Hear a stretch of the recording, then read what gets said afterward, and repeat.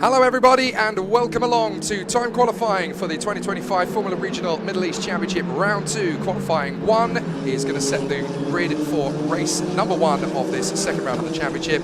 And we have actually switched from the Grand Prix layout to the corkscrew configuration, which you'll see for yourself for the first time if you've been watching Formula Regional for the past round.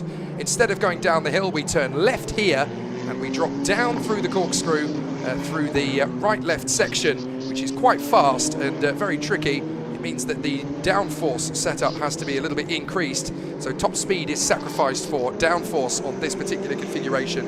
Only a slight change to the layout, but it's going to make a really exciting trio of races. Hello everybody, Jake Sanson here in the commentary box with you once again.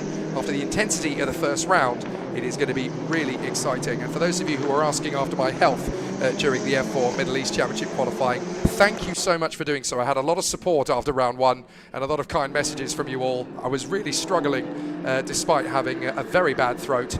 Fortunately, I basically swam in a vat of honey on Monday in my hotel room. And half a bottle of honey later, and all sorts of green tea and noodles and all sorts of things later. As you can hear, my voice is definitely a lot better than it was. It's about 85% perfect. So my voice is about as good as Jack Beaton's driving is going to be. He told me last night he's about 85% of the way there after his rather unfortunate round 1 when he had a horrific illness. And he was only really on song at the end of round 3, race 3 I should say. So we are going to be doing a fantastic job in this second round of the championship with a slightly different configuration. And for those of you who are subscribed to the channel and seen that we're live this morning and gone, hang on a minute, we don't have racing on a Wednesday. Well, it's a very different mode for this particular weekend because we're sharing the Marina circuit with the sports cars that turn up this coming weekend. There were no spaces in the weekend format for us to join them. So it means that we're racing on Wednesday and Thursday, and a very different schedule. We've got daytime races today and nighttime races tomorrow for race 2 and race 3. It also means, of course, that all the Asian personnel from China, from Korea, from all of the various nations surrounding it can go home in time for Chinese New Year, which is wonderful. Last year we kind of got stuck out here and we had Chinese New Year up in the hospitality in the pits, I do recall. It was the most phenomenal Chinese meal. And at 8 p.m. local time, we all celebrated Chinese New Year, of course, because of the time difference. But it will be nice for all of the members of the staff here and the members of the teams who are based in China who can go home and enjoy Chinese New Year next week with their families. So the lap times are starting to get us to a good run. The lap times that they are looking for to get a good run in qualifying are going to be an interesting one. It's going to be quite aggressive. So we'll see some really exciting lap times from them. Formula Regional free practice times this morning. Jesse Carrasquedo set the pace with a 1:41.6 just in front of Evan Gilter. Ernesto Rivera, the Mexican, 3rd position. Freddie Slater 4th, having only been 14th in yesterday's free practice session. It looked like they did a lot of work on tyre life as opposed to lap times. So for those who were thinking we were going to come into this and have a Freddie Slater domination, perhaps not. Either they're going to test something a little bit different and then go for the pole lap, or maybe the others have found something on this slightly higher downforce configuration of the course. They've only changed 3 corners, but it might be what makes all the difference. So the pole time is going to be in around the 1:41 mark. The lap time that was set this morning by Jesse Carrasquedo was a 1:41.6. The lap time that came from practice was not far away from that. But interestingly, Jesse Carrasquedo was fastest yesterday and today. So expect the Mexican to go for pole position in this one, and he could be very strong indeed. Lotte van Holst messaging in, I do sound better. I did 48 hours sleep. It wasn't quite 48 hours sleep. Probably 36 is probably a little bit more accurate, but certainly enough. There's only so long that you can sit in a hotel room watching motor racing reruns, and you know, all the Hollywood movies from motor racing were done while I was in my hotel room recovering. Rush, Ford versus Ferrari, Driven, yes, I am that nerdy.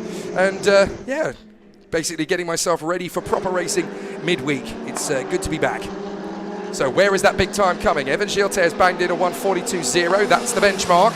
Kanato Lee and Taito Kato going well. So the ART trio right up at the sharp end, and they are having such a fun time out here in the Middle East. Evan Schielter sharing his garage with the two Japanese drivers, and Taito Kato, who is a bit of a prodigy, part of the Honda Young Driver program. He is the biggest practical joker I've ever come across in the world of Formula Regional. Yesterday, while a rather serious discussion was going on around one of the cars, Taito Kato found the squirty cream and managed to pop up behind one of the mechanics and give him a rabbit's tail.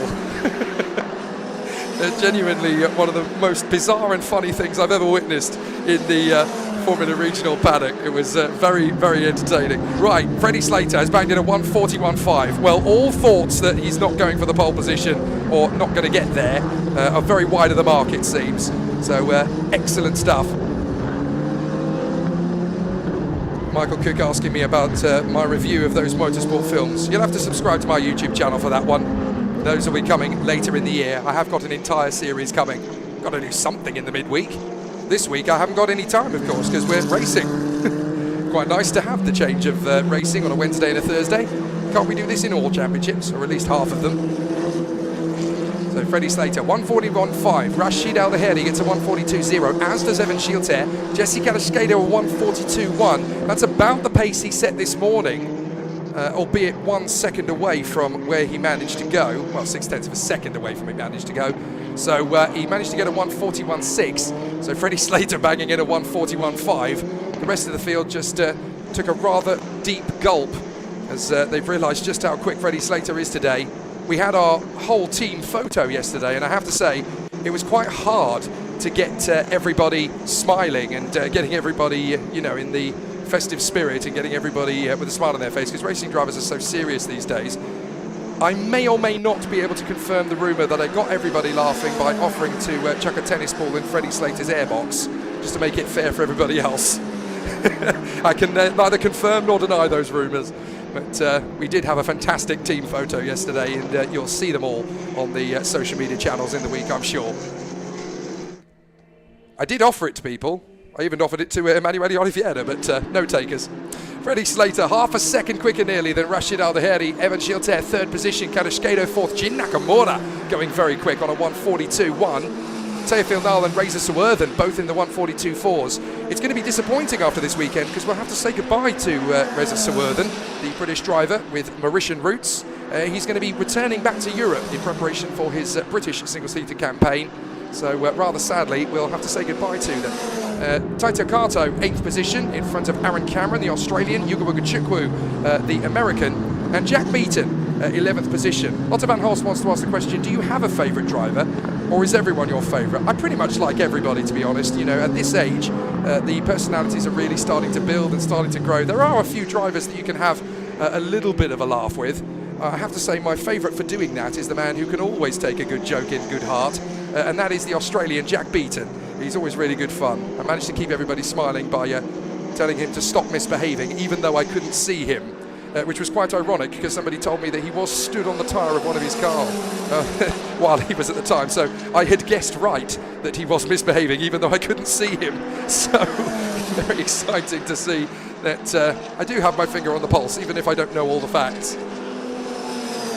Usually expect these guys to have a little play, and that has been really nice to witness. A lot of the fun and games between drivers. I've seen the odd game of Uno in the paddock, and certainly seen a few messing around. Certainly one of the most fun drivers in the paddock is Evan Schielter. You often see him in his ART Grand Prix garage in between sessions on one of those little stools with wheels. He seems to find it very good for getting around. Freddie Slater then top spot at the moment on a 1:41.5 in front of the man in second position. That is Rashid Al-Daheri in front of Evan Schielter. Then Jesse Cadascado, Jin Nakamura, Teofil Nal, Reza Suwerthan, Taito Kato, who is the second best rookie after Freddie Slater. Aaron Cameron and Yugo Wagachukwu from Jack Beaton, and Kanato Lee, who won race 2 in round 1. Anzo Deligny and the Mexican driver Ernesto Rivera. Then Akshibora, Giovanni Mascio, who is far improved from last season. He's definitely really kicked it up a gear. So it'll be fascinating to see how it works out for him. Although Brandon Badua has just moved his way forward, up into 14th position. Rivera, Bora, Mascio and Kulkarni, Luruki, and then it is Kai Daryanani in front of the American driver Everett Stack. And and then Jaden Pariat from Finley Green, Lorenzo Castillo, Wang Shengwei, and Yaroslav Vezalaho. Right, Michael Cook is now asking the rather daring question. Now tell us which driver you hate the most. I don't hate anybody who's a racing driver. I just look up to them. They're all very cool, and they're doing the job I want to do. You know, when I was a kid, I wanted to be Freddie Slater. I didn't want to be Jake Sanson. So these guys are rock stars as far as I'm concerned. So anybody who has the ability and the notion and the tenacity to get behind the wheel of one of these race cars and push them to the ragged edge, they're a friend in my book. There are no drivers I dislike. They're all legends. Rock stars all, be they lady, be they male, be they F4, rallying, rallycross, touring car, tin top, you name it, they're all legends to me.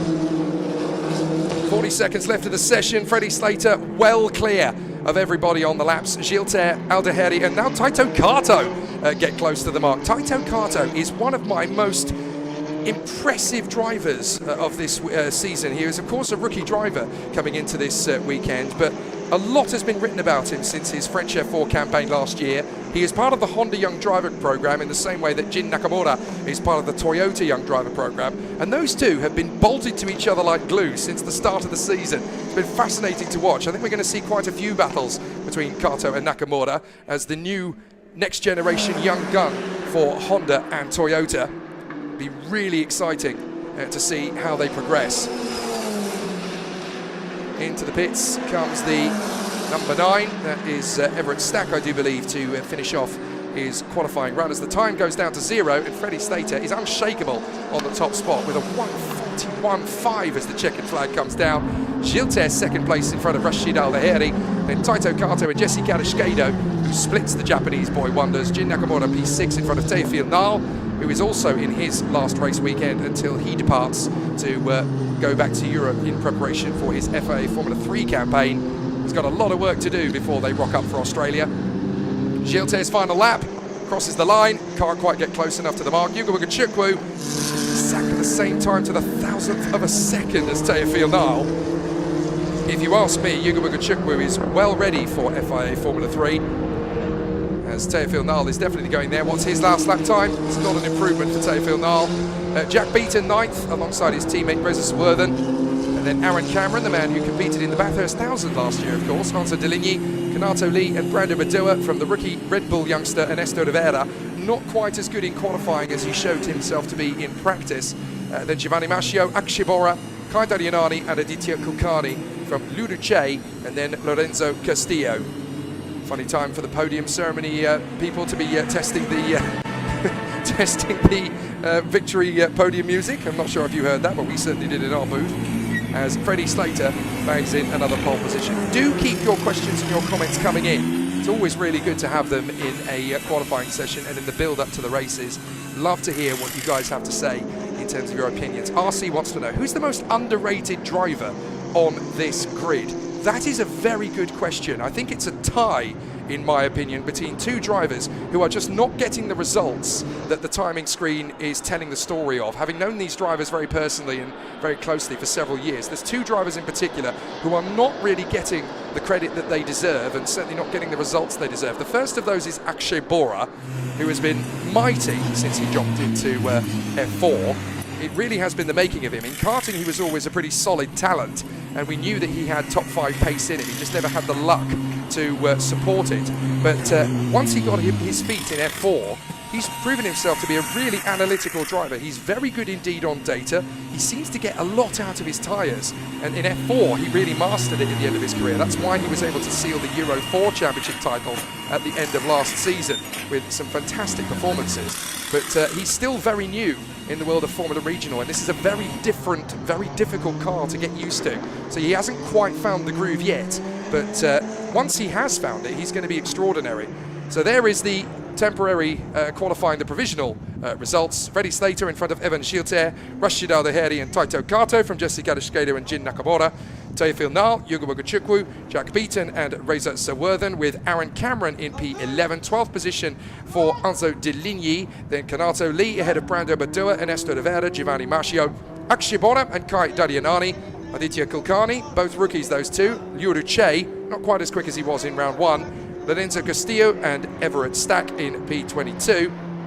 And then the final couple of drivers in the field, Jaden Pariat Finley Green, Wang Ruzhe, and then Wang Zhangwei, I should say, and then Yaroslav Vezalaho. I said that the underrated driver was Akshay Bora, and I mentioned that there were two. The second one has got to be Finley Green. For those who don't know the full story of the British driver, it leads like something of a Hollywood script. He's not been in the car prior to last year. He'd not been in a racing car for 5 years, having been a real talent through the world of karting and into Ginetta Juniors, then had to take a sabbatical from racing, which lasted 5 years in the end. They had very little finance.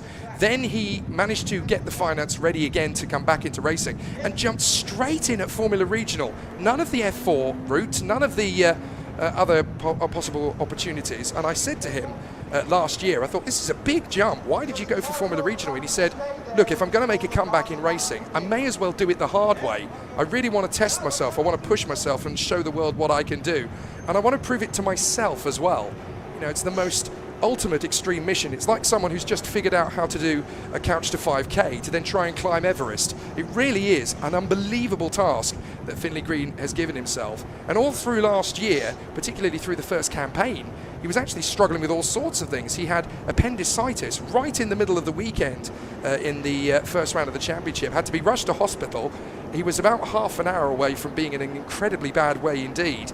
And somehow, a round later, he was back in the car in a lot of pain and discomfort, but he wanted to really push himself and has basically been on a journey in and out of hospital, recovering and getting a tough time of it by rights all the way through last year. So 2024 could not have been a tougher comeback to racing, but now he's basically come back the other side of it. He's back in the car. He's nowhere near as in discomfort as he was last year. And so he's basically starting all over again from scratch, and he's a year behind his original path. But in terms of what he's doing with the experience he's had, it's absolutely phenomenal. He's one of my favourite people in the paddock just because he's got that Billy Munger style tenacity to just never give up, keep pushing and find it a little bit more.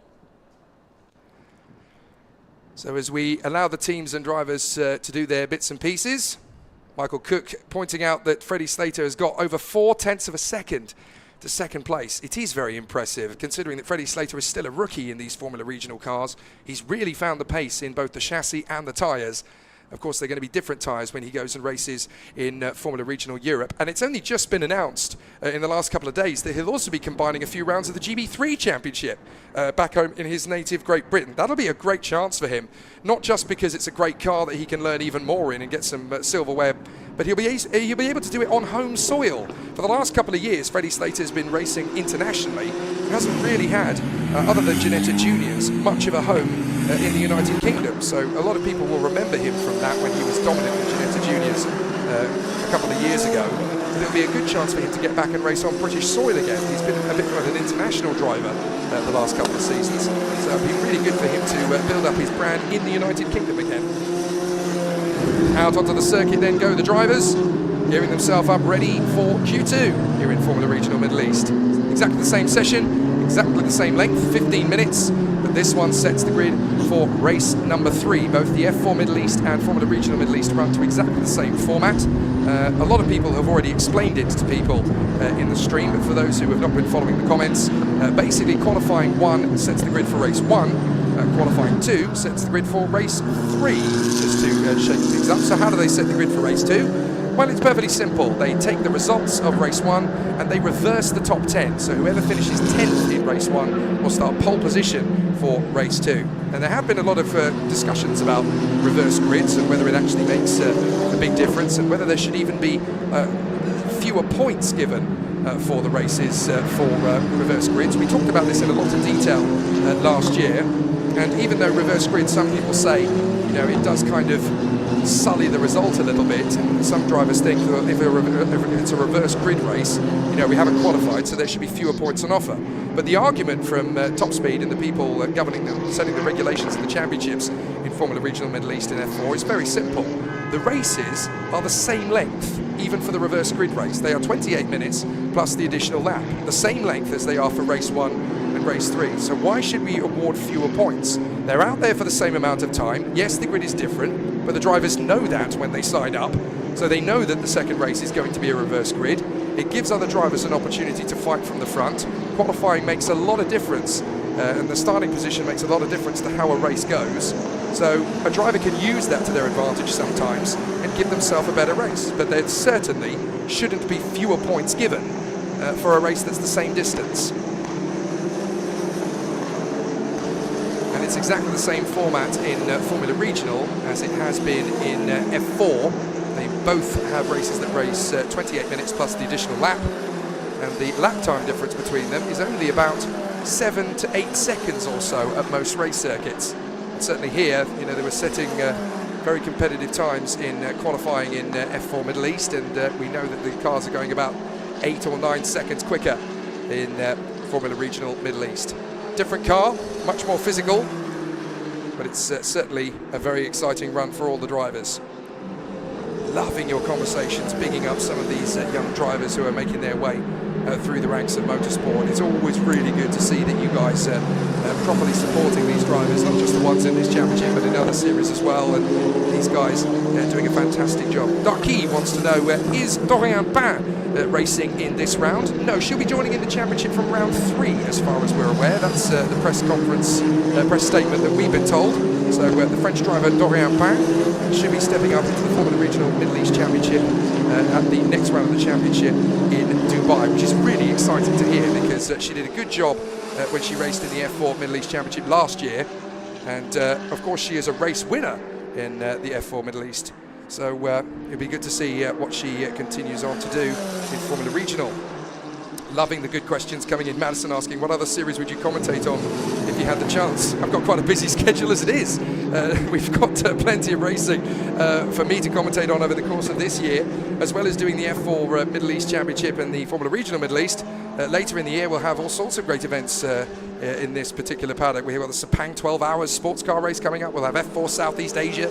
I do a lot on the karting side, which is where I get to know these drivers in the first place. So I'll be doing a lot of Miami X30 across Asia, across China, Indonesia, the Philippines, Thailand, Malaysia. Unfortunately, I also get to do a lot of work for Motorsport TV, doing everything from Super Formula and Super GT out in Japan to the Stock Car Pro Series with Rubens Barrichello and Felipe Massa and all these fantastic Brazilian racing legends, as well as the Porsche Carrera Cup in Brazil, Euro Cup 3, Spanish F4, Australian F4. I'm not going to have time to fit anything else in. It's going to be a really busy year. So thanks for the support, Madison. I've got plenty on my plate. If the guys in the Grand Prix paddock want me, you know where to find me. It's very simple. At the moment, I think it'll be for 2026 or 2027 rather than for this season. The beauty of it is I only get to do the races that are fun to talk about. Everything I get to commentate on, the racing is magic. That's all it's supposed to be. So the drivers are dialing in, just getting the brakes and tyres warmed up. It's really difficult to get the warm-up right in these cars. And a driver was telling me, if you get it slightly wrong and you warm up the tyres in a way that's not quite correct, you don't quite get the routine correct on that formation lap and dialed in the grid, those first 3-4 laps are going to be an absolute nightmare. And there is quite a science, there's quite a formula to getting these GT tyres to work at exactly the right time. But if you don't get it right, you can lose anywhere between 5 and 6 places in the first 4 laps. So it's really tricky, really, really difficult. So it'll be very exciting to see how that continues to progress. Michael Cook points out, it'd be nice to see them all driving the same car in an endurance race like Le Mans one day. Will it ever happen? I mean, to get all 26 of these drivers in the same race again after this championship, the odds of doing that are going to be incredibly difficult. I think that's more than 1,000,000 to 1. However, it's not unlikely to see a lot of these drivers go into the world of Le Mans endurance racing. Quite a few of them do, either after their single-seater route or as they continue to rise up the ranks, they realise that sports car racing will actually give them a better wage or a better chance of getting a global position. You've got to remember drivers like Taito Kato and Jin Nakamura, who are a part of the Honda and Toyota packages. If they end up getting a full-time gig with Honda or Toyota developing their cars in Japan and then continuing on the route through IndyCar in America or Formula One or even Le Mans in Europe, then that is a paid gig. They're set for life as an ambassador and as a paid driver in those manufacturers. It's sometimes more desirable to look for that as a wage than it is to go all the way to the top and race at Monaco.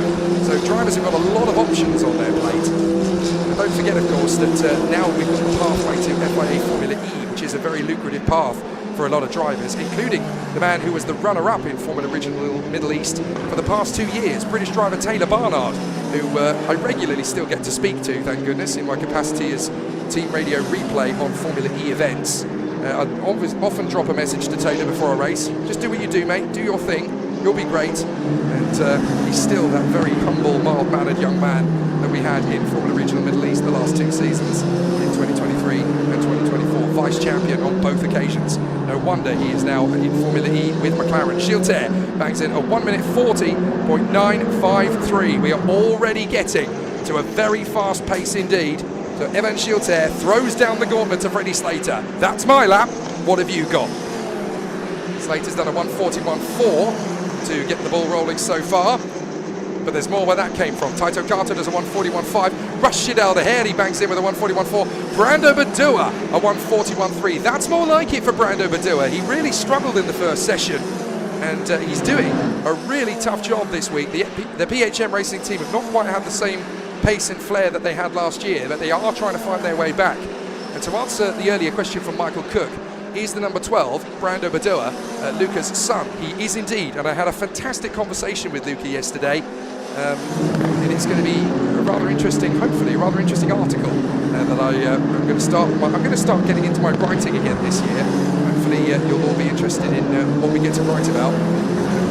Luca is, honestly, he's one of my favourite people in world motorsport. He is such a down-to-earth chap, not the kind of guy who sings and shouts his own praises and promotes himself in the world of racing. But he has taught Brando a really, really honest path to be a great racing driver. He's very analytical, very self-protective, and as he comes towards us now, Brando Badua, definitely a driver you want to watch out for. He's got flair in the technical side. He's really good at analysing his data. He knows how to get around a problem with the car. He certainly knows how to get the most out of tyres. So it'll be really interesting to see what kind of pace he can come out with. And getting a 141.3 this early in the session bodes well for Brando's third race at the very least. If he can get himself into the top 10, even in like 8th, 9th or 10th, you could well see a race 2 win charge for Brando Badua. So now we're going to get to see if Freddie Slater's got anything to bounce back with. Unfortunately, my timing screen's decided to throw a tantrum.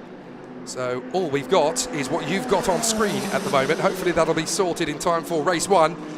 But it's never particularly easy. S writing on YouTube. It's pretty cool seeing the Geety tyres in single-seaters. The first time he saw them, or she saw them, I'm not sure what that stands for, I do apologise, was during British truck racing at Donington. Oh, I miss the British trucks. I used to get presenting and commentary gigs for them back in the day. It was really good fun, British truck racing. The last time, I think, was 2021 at Pembrey in Wales. An absolutely spectacular sport, British truck racing. I do urge you to give it a look if you get a chance. It's very exciting, and the crowds that you get for British truck racing are very similar to the ones you get for British touring car racing. So it really is a busy championship weekend, and very, very entertaining racing. There isn't a single thing as a boring truck race. They're all exciting. So Evan Gilles still the top spot. Brando Badua on a 141.3. Slater is down in 5th on a 141.4. He's going to need to find half a second if he wants to take pole position. In fact, he's going to need to find a little bit more than half a second. Is Evan Gilles about to break the Freddie Slater dominance streak? That would be very good news for the French, and certainly very good news for all of Gigi's fans worldwide. Really exciting to see how it continues to go. Random guys asking a very cool question. How do you become a motorsport commentator when you're not from Europe or from the United States? Any realistic way? There's a very realistic way, and I will say this to anybody who's looking to get into it: do it the way I did. Start in karting. There's karting everywhere around the world. If you can nail karting commentary, you can nail anything at all. The only way I'm doing this job now is because I started in the world of karting. It is the fastest, most dynamic, most exciting form of motorsport, and if you can nail that, you can nail anything, and you're never too late to give it a start. There's no school of commentary. I didn't start doing it until I was 25. So give it a go. If you fancy it, if you've got the passion, you will get the gigs. Evan Gilles, 1 minute 40.953, 4/10 of a second ahead of Brando Badua. Rashid Al Daher flying the flag for the United Arab Emirates in 3rd position in front of the Macau Grand Prix dominant man, Yugo Chukwu. 4th position, Freddie Slater not quite able in this second qualifying run to find that killer lap. 5th position for him at the moment. The 2nd fastest rookie. Who would have thought we'd be saying that going into qualifying 2? Enzo Deligny, 6th place from Taito Kato, then Jin Nakamura, then Ernesto Rivera, back into the top 10 in front of Teofil Nal, the Frenchman, in his final qualifying session in the Middle East before he returns to Europe. And Madison pointing out she may have spoken too soon with Freddie and Rashid's dominance. Well, Rashid is near the 3rd place, but Freddie Slater, 5th position. He's going to have a very tough 3rd race from there. Might get a win in race 1 from pole position, but it does look as though the rest of the field have figured out where he's found the pace. And now they're matching him. Could be really exciting. Everyone thinks for the first round, oh well, he's got this then. But I asked Freddie after his win, do you think you can win the championship going away? He said, no chance. It is nowhere near as easy as that. And every weekend here on out, it's going to get harder and harder to maintain the performance. So it'll be fascinating. I'm not sure Freddie's going to have it all his own way. Mr. Idiot wants to know, did I have a career as a driver in motorsport, or was I just a passionate fan? I was a passionate fan, my friend. I was not one of those who had money or connections or driving skills coming in. Would have loved to have been Freddie Slater rather than Jake Sanson, but all I am is Jake Sanson. So I was a fan on a sofa, worked my way up. And yeah, who wouldn't do this job? It is the best job in the world. There's Freddie. He's been given a little bit of space by his teammate. Has he got what it takes? He's only got these last couple of meters. The checkered flag's going to come out before he gets another lap in. Can Freddie Slater do it? The answer is no. Freddie Slater does not go top spot. He has been knocked off his perch. He will not be pole position. He will not even be on the front row. So he's going to start all the way back in 5th position at best. Now we have got a championship fight on our hands. This is magic. Gilter, Badua, Aldaheri and Yugachukwu have all gone quicker than Freddie Slater in this qualifying session. Now we have got a championship fight for the ages. This is what we love to see. Just because in one round one driver gets it right, it doesn't mean they're going to perfect it in round 2. Okay, he got pole position for race 1, but that's race 1. Race 2 and race 3, we're going to have a very, very different story. That is what we want. Are we going to get a weekend in round 2 when we get 3 different race winners from the 3 races? Oh, that sounds like an exciting prospect to me. Evan Gilter, pole position. Gigi, on his 4th qualifying session ever in the Middle East, puts it on pole position. And that is the first ART Grand Prix pole position from a qualifying session. They obviously got a reverse grid pole with Kanato Lee, and he converted that into a win in race 2 on Sunday of round 1. But now, Evan Gilter gets the pole outright, and that will feel so satisfying to the young Frenchman. So all of a sudden, this weekend, or I should say this midweek event, is going to be incredibly exciting. Race 1, of course, is tonight in F4 Middle East. It will be at, well, I say tonight, it'll be this afternoon, in fact. It's only going to be a couple of hours away. 3:20 local time for the F4 Middle East Race 1. We're going to go live from 3:05 this afternoon. That's 3:05 UAE time. There is the provisional results of qualifying 2. Evan Gilter in pole position from Brando Badua on the front row. Great to see him back at the front. Rashid Aldaheri, the leading rookie, in front of Yuga Chukwu, Freddie Slater and Enzo Deligny. That'll be an exciting row 3. The Japanese twins, Taito Kato and Jin Nakamura, Honda versus Toyota. Look at Evan Gilter celebrating the pole position in pit lane. Rivera, Nile and Karashkedo. That's a very happy Evan Gilter. 12th for Akshay Bora, that's a bit more like it. Jack Beaton back up to 13th. Looking a lot fitter this weekend. Kanato Lee, Reza Suwerthan and Kai Daryanani. From Aditya Kulkarni, Giovanni Mascio, Lurio Che, Everett Stack, Aaron Cameron and Lorenzo Castillo. And then in 23rd position on the starting grid, it will be Jaden Pariat from Finley Green, and then Yaroslav Vazalaho and Wang Shongwei at the back of the field. So the drivers very happy after qualifying. There's Aaron Cameron, who probably wanted a little bit more from the session than that, to be fair. And there is young Lulu Che. Oh no, sorry, that is Wang Shongwei, his teammate. They've obviously done a much stronger job after qualifying. The Origine team, formerly known as R&B. But what a fantastic championship fight this is now. It's not one-way traffic in round 2. Freddie Slater gets pole for race 1, but race 3, it's a French affair. Evan Gilter and ART Grand Prix get their first pole position in Formula Regional Middle East, with Freddie Slater going to be starting all the way down in 5th. Is race 2 this weekend going to be the start of a championship renaissance for Evan Schielter. You'll have to tune in to the races this afternoon to find out. From Jake Sanson here at Marina, thank you very much for watching our 2 qualifying sessions for F4 and Formula Regional Middle East. We start the Formula 4 race this afternoon at 3:20 local time, and we will have the Formula Regional Middle East race at 4:30 local time. Tune in to get the action here on this beautiful Wednesday afternoon.